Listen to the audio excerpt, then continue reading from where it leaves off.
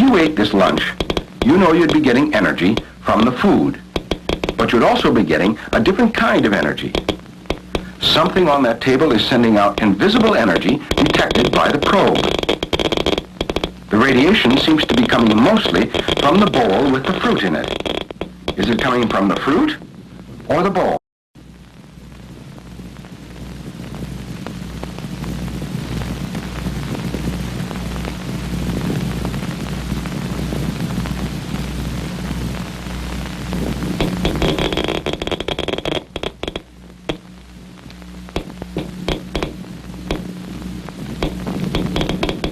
The energy is coming from the bowl. Put it to one side for the moment. Even with the bowl gone, you're still exposed to this unseen radiation. Every day of your life, no matter who you are, where you go, or what you do, you're bombarded by it. It's a part of the natural environment and has been since the beginning of time. You're going to investigate this invisible, everyday radioactivity.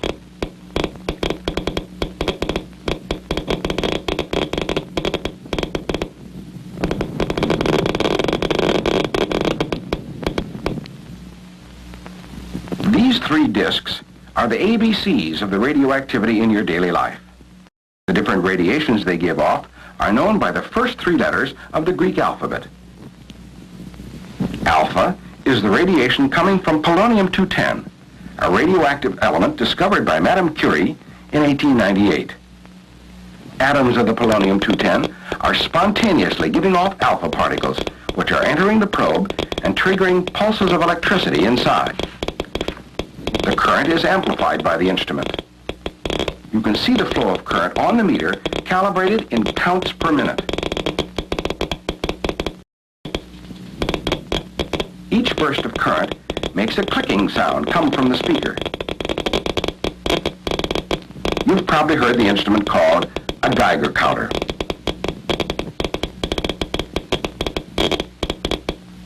Put a piece of paper between the polonium-210 and the probe. The current drops, showing the paper has blocked the alpha particles.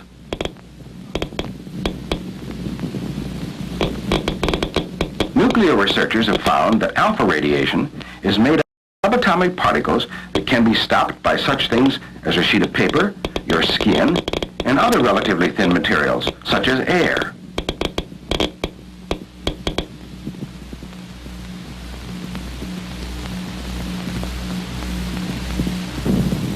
Beta, the second Greek letter, is the name given to the radiation coming from strontium-90, an element chemically similar to calcium. The betas are also picked up by the probe and register a little less than 200 counts per minute on the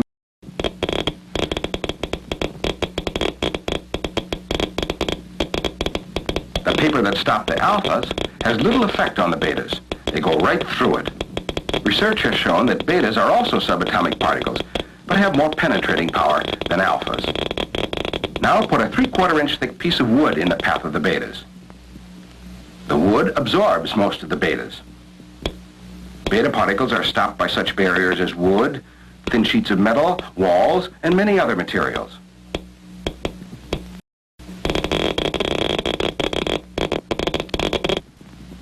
And finally, the third kind of radiation. You may have heard of cobalt-60 in connection with cancer treatment. The atoms of cobalt-60 give off beta particles and a different kind of radiation called gamma, the third letter of the Greek alphabet. The combination of betas and gammas results in 300 to 400 counts per minute. Bring in the same paper. The radiation from cobalt-60 goes right through it.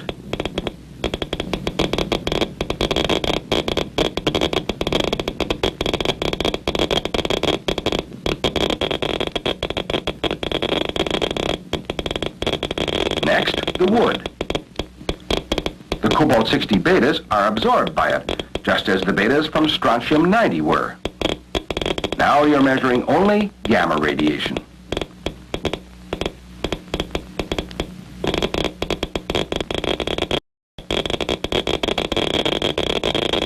This is a 1-inch thick barrier of lead sheets. Most of the gammas are absorbed by the lead. as the meter shows.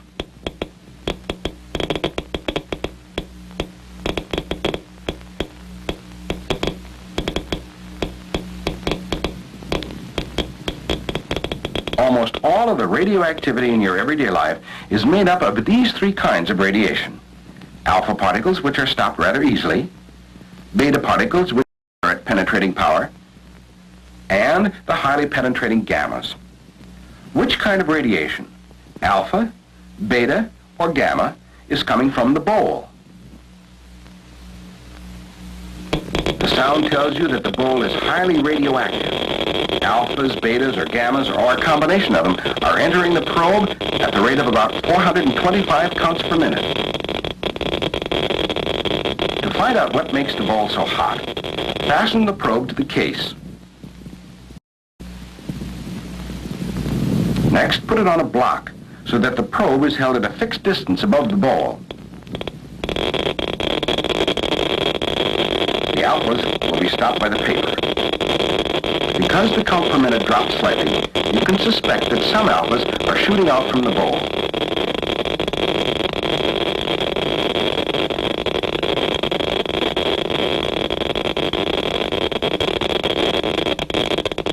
Now for the wooden beta barrier. Obviously, most of the bowl radiation is made up of betas. The remaining radiation is probably gamma.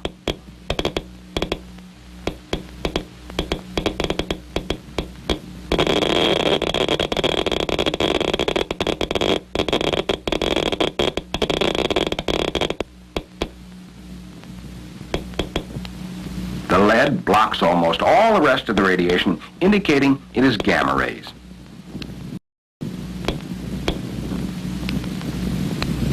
What material in the bowl is giving off all this radiation?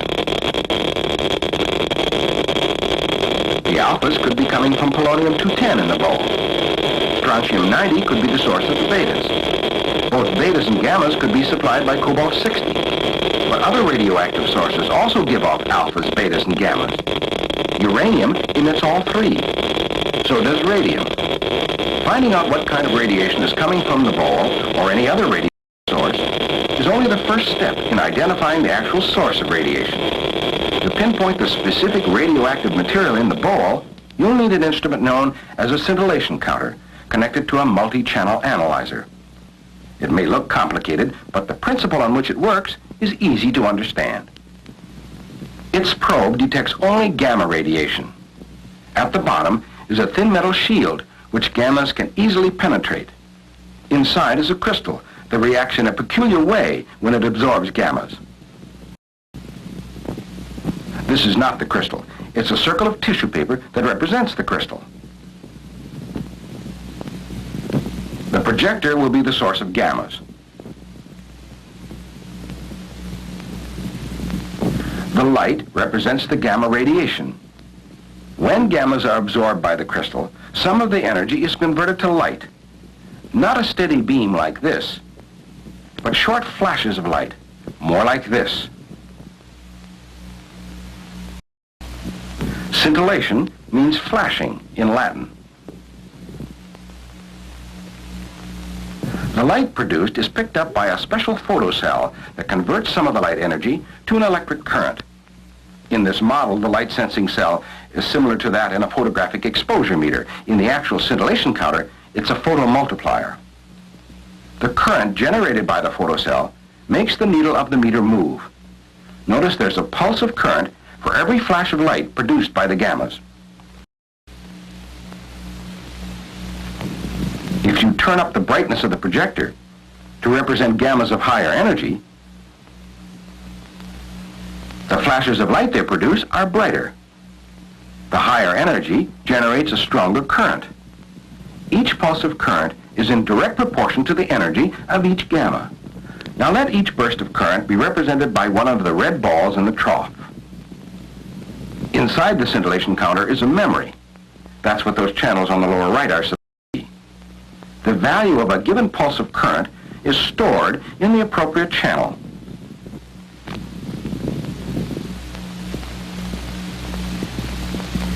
The The energy of each gamma determines where the information is filed. As more and more gamma energies are measured, the data in the memory begins to show a pattern.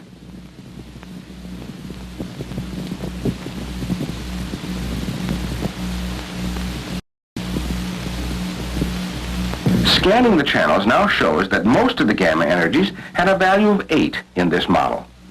Of course, there are no balls inside a real scintillation counter. It's a highly sophisticated electronic device for detecting, measuring, storing, and displaying gamma energy patterns. Now that you know how it operates, you're ready to use it to measure the energy of the gammas from cobalt-60. The instrument is all set. The gammas are penetrating the crystal, generating flashes of light that are picked up by the photomultiplier. Each burst of current is being measured and then displayed as a tiny dot of light on that round screen. The dots that represent the gammas of the same energy are added together like the balls in the slots. Gradually, the pattern formed by the cobalt-60 gammas develops. Here's a photographic record of the cobalt-60 gamma energies. Later, you'll compare it to the gammas given off by the bowl.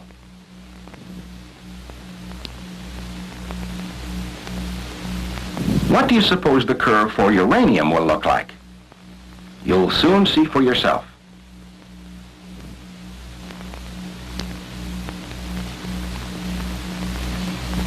Uranium gammas are creating flashes of light, which are changed to bursts of electric current that will eventually show up on the screen. The gamma radiation from uranium produces a pattern.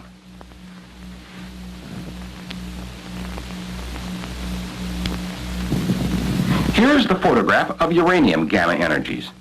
Note how different the pattern is from that of cobalt-60.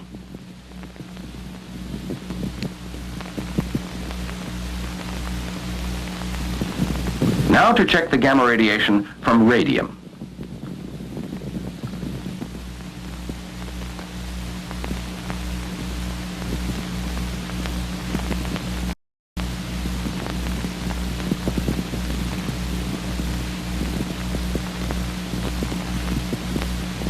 This is the photograph of the radium gamma energies.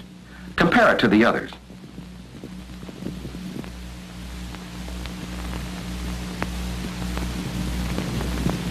Remove the radium source and put the bowl under the probe of the scintillation counter.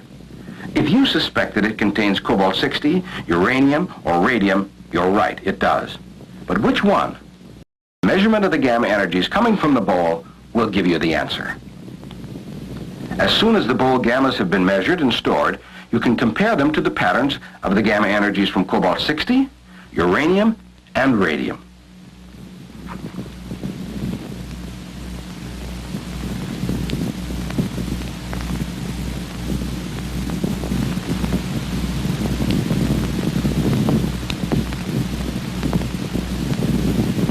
Here's the photograph of the bowl gammas.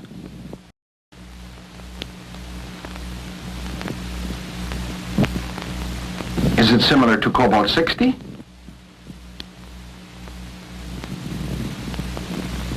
Uranium? Or radium?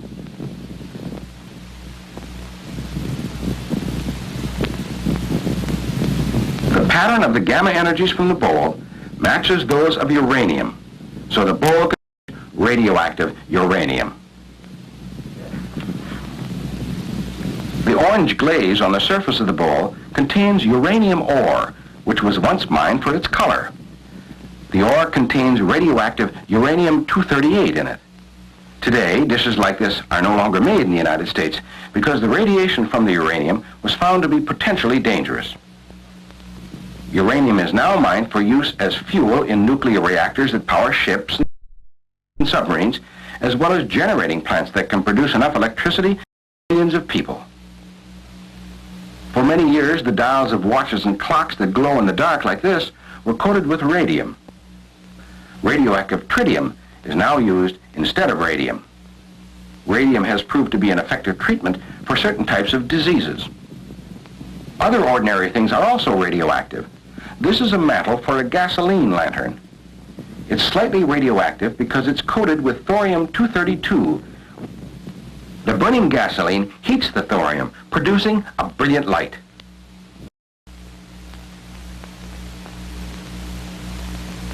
Scientists have discovered radioactive elements in many more everyday objects besides uranium bowls, radium dial clocks, and thorium mantles. They found, for example, that you're exposed to a very small amount of low-energy radiation every time you watch television. Not very much, but a measurable amount. The radiation you receive when you watch 1 hour of color television each day in the year can be considered a sort of unit of exposure. 365 hours of watching color television will then have a value of 1. If you live in a wooden house, you receive about 17 TV units of radiation each year from natural radioactive materials in the wood. Bricks are even more radioactive. In a brick house, you get approximately 36 TV units in a year. Everywhere you go, you're bombarded by what is called cosmic radiation. Scientists have identified it as radiation coming from the sun and outer space. Some of it can penetrate the atmosphere, buildings, and people. At this very moment, some of it is going right through you.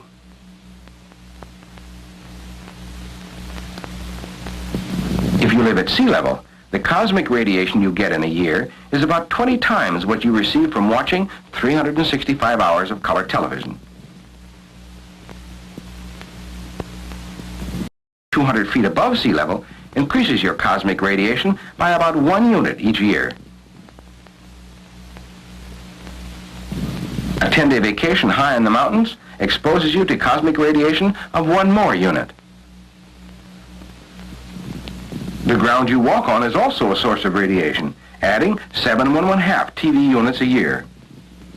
Minute amounts of these radioactive elements are taken up and stored by plants. Cereals, Brazil nuts, and tea are some of the plant products that are relatively high in these elements. Animals eat the plants and concentrate the radioactive elements in various parts of their bodies. You're exposed to some of this plant and animal radioactivity in the food you eat, and more in the water you drink. On the average, food and water add 12 1/2 TV units of radiation a year, mostly beta and gamma. You and the people around you give off measurable amounts of beta and gamma radiation. Even the air you breathe is slightly radioactive, giving off alphas, betas, and gammas that add 2 1/2 TV units per year to your total. Nuclear power plants are a source of radiation to people who live near them. Assume you spend 24 hours every day in the year at an average of 5 miles from such a power plant. The radiation you'd receive would be equal to about 1/40th unit, about 8 days' worth. A single dental x-ray exposes you to 10 TV units. A chest x-ray averages about 100. Medical x-rays expose you to more radiation than any other source. Not including x-rays, the total amount of radiation you get in a year averages about 100 units, as much as watching color television for 100 years. Even without the uranium bowl, the food you eat, the water you drink, the air you breathe expose you to radioactive elements. Radiation is emitted by almost everything around you. Now you know that no matter who you are, where you go, or what you do, you are constantly bombarded by the alpha, beta, and gamma radiation that's a natural part of your environment. Your everyday radioactivity.